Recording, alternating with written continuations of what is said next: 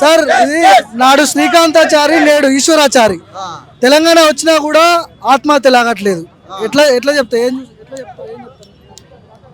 అదే ఈ చారీలే ఎందుకు ఆత్మహత్య చేసుకుంటున్నారనే బాధ. అది గొప్ప విషయం కాదు. ఆత్మహత్యలు చేసుకునే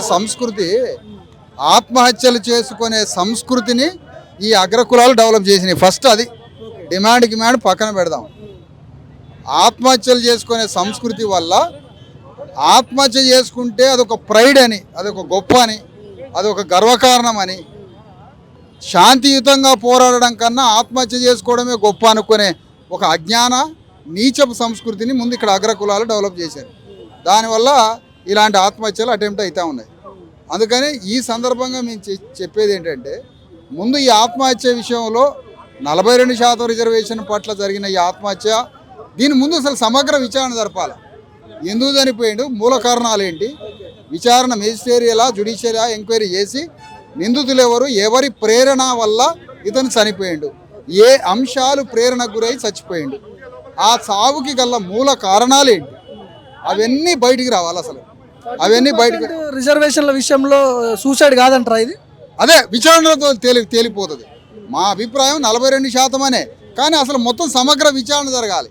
ప్రభుత్వం చేయలేకపోవడం కారణమా, ప్రభుత్వ నిర్లక్ష్యం కారణమా, లేకపోతే ఇంకేమైనా శక్తులు కారణమా, ఏ మూల కారణం వల్ల అతను చనిపోయాడు, ఆ కారణం బయటికి తీయాలంటున్నాం మేము. ఆ విచారణ చేపట్టాలనే ఆ డిమాండ్ తోటి ఈ వెంటనే ప్రభుత్వం కూడా ఎట్లాగో 42% అనే అంశం కూడా ప్రచారం జరుగుతుంది కాబట్టి 42% మీద జరగాలి.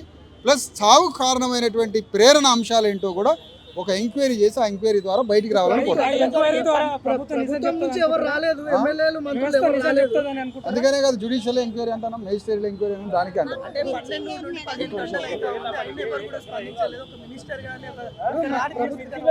అవును, ఎవడు రాడు కూడా. ఎందుకు వస్తారు? ఇది ఏమైనా పాలక వర్గాల పోరాటం కాదు కదా.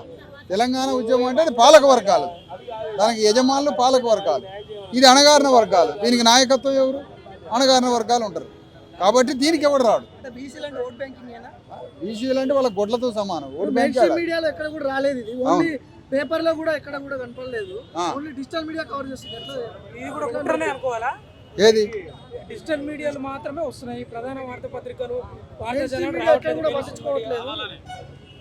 కావాలనే ఇదంతా కుట్రే. ఎవరు రఘుదా మీది?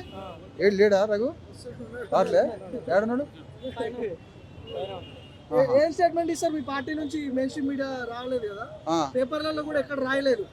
సాయంత్రం జరిగింది సిచ్యువేషన్. అవును, అంటే ఇవాళ కొత్త ఉంది, అది కొత్త ఉంది. ఇప్పుడు కర్ల రాయేసి మన కస్టోడియల్ డెత్ అయ్యిండు. ఏం పత్రికలు రాసినాయి, ఏం ఛానల్స్ చూపించినాయి, అది సహజమైన విషయం కదా. అందులో ఆశ్చర్యం ఏముంది? రోజు దైనందిన జీవితంలో కోట్ల మంది జీవితాలు నలిగిపోతున్నాయి. మీడియా ఏమైనా చూపిస్తుందా? అదే ఒక హీరోయిన్ గురించి, ఒక హీరో గురించి, వాడింట్లో పెళ్లి వీడింట్లో పెళ్లి, ఆ పెళ్లిళ్ళ సావుల గురించి మాత్రం వాళ్ళు మీడియా, మెయిన్ స్ట్రీమ్ మీడియా వస్తుంది. ఇక్కడ మరణాన్ని మాత్రం ఎవడు చూపాడు. ఇది నేచురల్ విషయం, ఇందులో కొత్త ఏముందో నాకు అర్థం కాదు. ఆ కుటుంబానికి మీ పార్టీ నుంచి మీరు ఏం డిమాండ్ చేస్తున్నారు ప్రభుత్వం తరపున? ముందు న్యాయ విచారణ జరిపించాలి.